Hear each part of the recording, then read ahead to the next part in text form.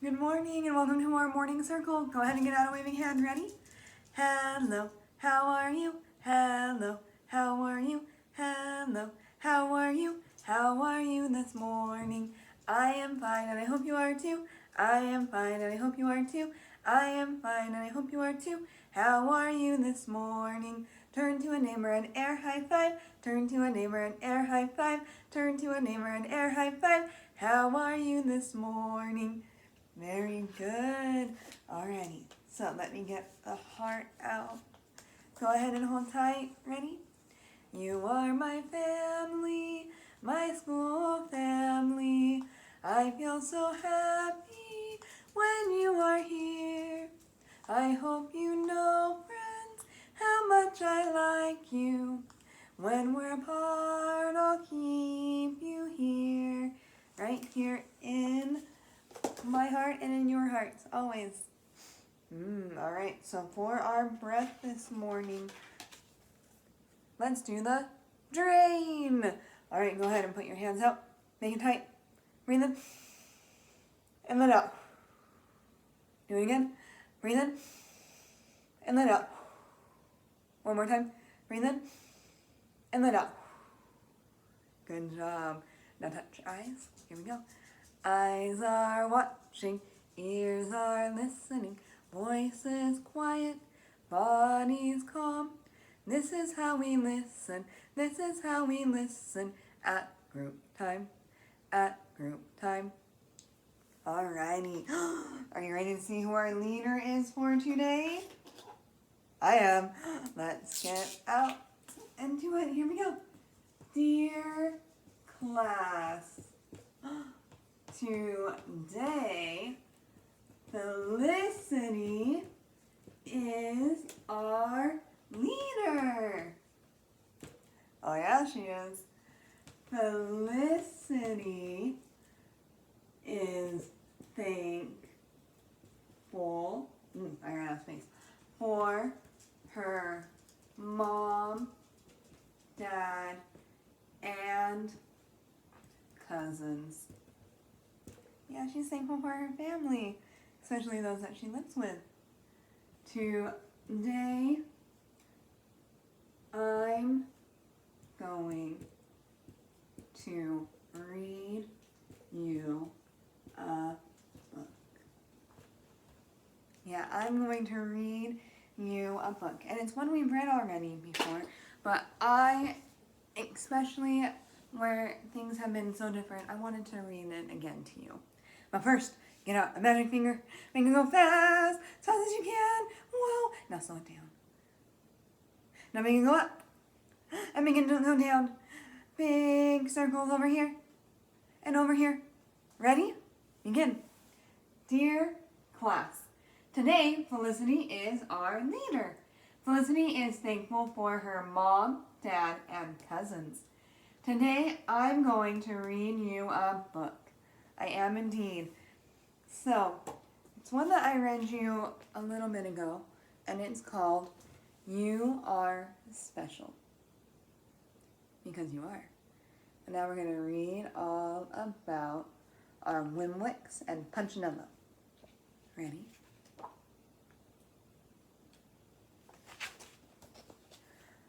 The Wimwicks were small wooden people. All the wooden people were carved by the woodmaker named Eli. His workshop sat on a hill overlooking their village. Each Wimwick was different. Some had big noses, others had large eyes, some were tall, and others were short. Some wore hats and others wore coats. But they were all made by the same carver and lived in the village. That's just like us. Some of us have blue eyes, some have brown. Some of us are taller and some of us are smaller. And some of you are older and some of you are younger. So we're all different, just like the Wimwicks. All day, every day, the Wimwicks did the same thing. They gave each other stickers. Each Wimwick had a box of golden star stickers and a box of gray dot stickers. Do you remember what those were used for? What were the golden stars used for?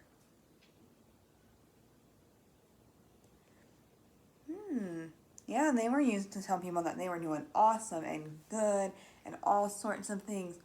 Now, what were the gray dots used for? Were the gray dots nice? Not really. They were put on people when they thought someone did something bad or something not good. Up and down the streets all over the city, people spent their days sticking stars or dots on one another. The pretty ones with smooth wood and fine paint always got stars. But if the wood was rough or the paint chipped, the Wimwicks gave dots. So they gave stars and dots based on how someone looked. That's not very nice. The talented ones got stars too. Some could lift big sticks high above their heads or jump over really tall boxes. Still, others knew big words and could sing pretty songs. Everyone gave them stars. Some Wimwicks had stars all over them. Every time they got a star, it made them feel so good. It made them want to do something else to get another star. Others, though, could do little. They got dots. Punchinello was one of those. He tried to jump high like the others, but he always fell. And when he fell, the others would gather around and give him dots. Sometimes when he fell, his wood got scratched, so the people would give him more dots. Then, when he would try to explain why he fell, he would say something silly, and the Wimwicks would give him more dots. After a while, he had so many dots that he didn't want to go outside. He was afraid he would do something wrong, or dumb, or forget his hat, or step in a puddle, and then people would give him another dot. In fact, he had so many gray dots that some people would just come up and give him another gray dot. What was Punchinello doing? Was he trying to do different things? Or was he just standing? Sort of both, wasn't he? That was a weird question for me. So, it's sort of the same thing. Sometimes, when we try something new, it can be hard, and we might not do it correctly, and we might feel that people are judging what we do.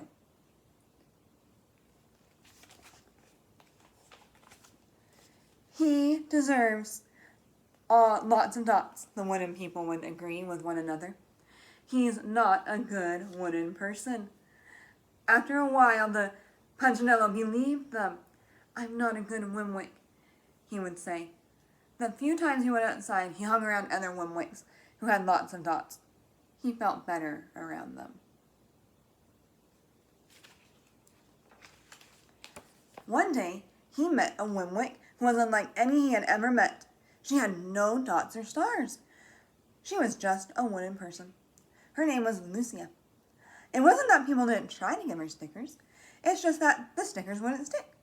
Some Wimwicks admired Lucia for having no dots, so they would run up and give her a star. But it would fall off. Others would look down on her for having no stars, so they would give her a dot. But it wouldn't stay on either. Oh.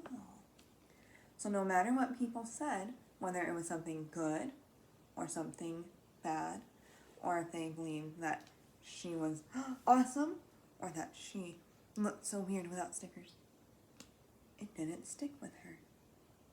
It went away.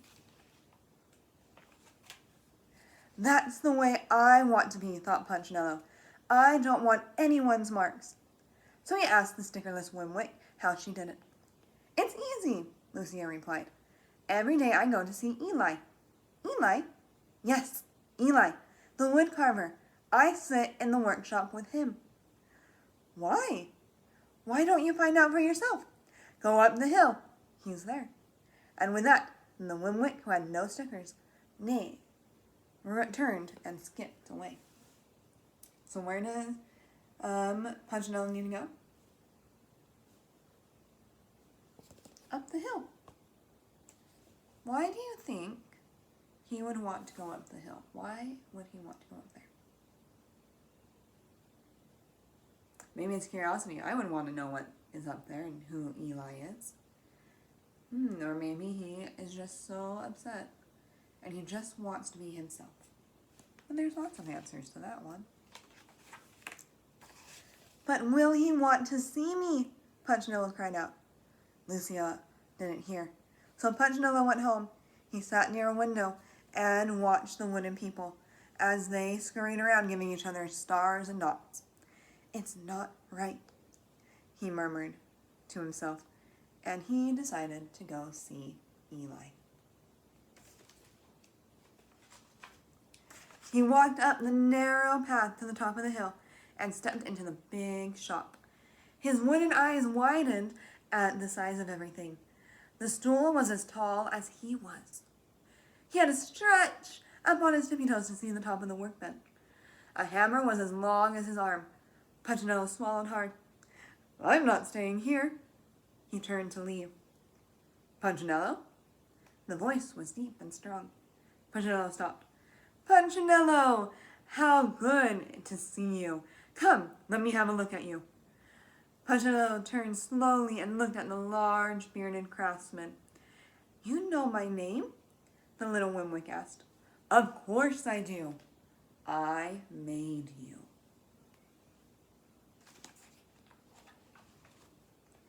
Eli scooped down to pick him up and set him on the bench.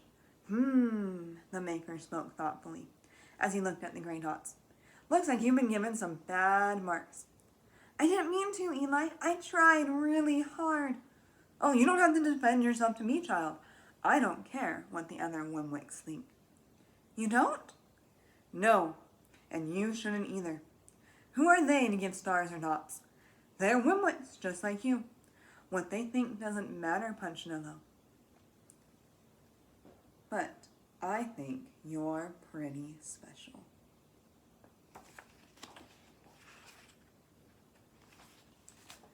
Punchinello laughed. Me? Special? Why? I can't walk fast. I can't jump. My paint is peeling. Why do I matter to you? Eli looked at Punchinello, put his hands on those small wooden shoulders, and spoke very slowly. Because you are mine. That is why you matter. To me. Punchinello had never had anyone look at him like that, much less his maker. He didn't know what to say. Every day I've been hoping you would come, Eli explained. I came because I met someone who had no marks, said Punchinello. I know. She told me about you. Why don't the stickers stay on her? The maker spoke softly. Because she has decided that what I think is more important than what they think. The stickers only stick if you let them. Let me say that again. The stickers only stick if you let them. The words others say to you will only stay with you if you let them. What? The stickers only stick if they matter to you. The more you trust my love, the less you care about the stickers. I'm not sure I understand.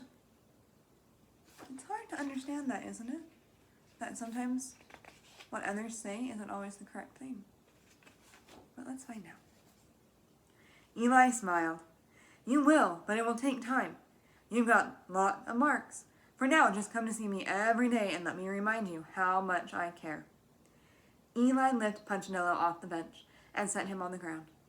Remember, Eli said as the Wimwick walked out the door, you are special because I love you. And I don't make mistakes. Punchinello didn't stop, but in his heart he thought, I think he really means it. And when he did, a dot fell to the ground.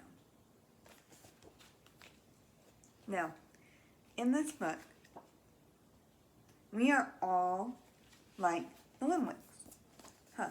And sometimes we're more like Punchinello, where we try so hard, yet everything we seem to do doesn't work. And when that happens, we go and we find someone to help us, and someone that we know loves us. You can go and find me, Miss Eileen, Miss Callie. You can go and talk to Mom, Dad, Nana, Grandma, whoever is there. They will always tell you You are special, and I love you. Just like I've talked to you before. So I'm going to say it one more time because it's been a hard week, and I've missed you. And guess what? You are special. I love you. And I miss you, and I will see you again in, let's count this, there's Thursday, Friday, Saturday, Sunday, Monday. I will see you again in 5 sleeps. But until then, I'll continue to put out videos. I'll put out one more on Monday, and the read alouds. So, once again, this is not goodbye, this is see you soon. And I love you lots. Bye.